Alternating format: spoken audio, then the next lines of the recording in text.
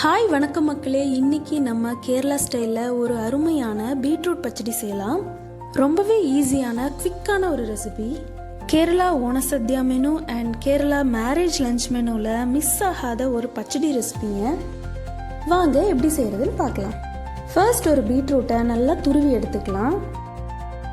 ஒரு கடாயில் நம்ம துருவி வச்ச பீட்ரூட், தேவையான அளவு உப்பு, கொஞ்சமாக தண்ணி சேர்த்து நல்லா வேக விடுங்க. இப்போ சைடில் ஒரு மிக்சர் ஜாரில் 1/4 மூடி தேங்காய், ஒரு பச்சை மிளகாய், 1 ஸ்பூன் ஜீரகம் சேர்த்து அரைச்சி எடுத்துக்கலாம்.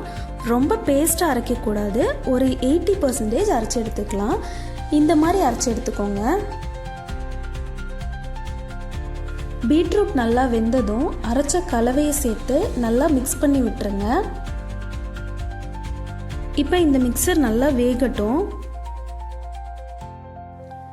1/2 கப் கொஞ்சம் புளிப்புள்ள கெட்டி தயிர் நல்லா கடைஞ்சி வச்சுக்கலாம்.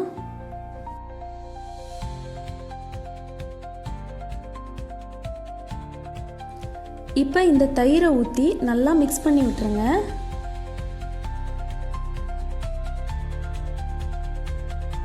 பச்சடி தாளிக்கிறதுக்கு நான் தேங்காய் எண்ணெய் யூஸ் பண்ணுறேன். கடுகு, கருவேப்பிலை, காஞ்ச மிளகாய் சேர்த்து தாளிச்சுக்கலாங்க. எங்கள் வீட்டில் இந்த பீட்ரூட் பச்சடியை மெயின் கிரேவியாக சாதத்தில் பிணைஞ்சு சாப்பிடுவாங்க. குழந்தைங்களுக்கு வீக்லி ஒன்ஸ் லஞ்சுக்கு கூட செஞ்சு கொடுக்கலாம். காரம் இல்லாததுனால ரொம்ப விரும்பி சாப்பிடுவாங்க. See you again. Bye.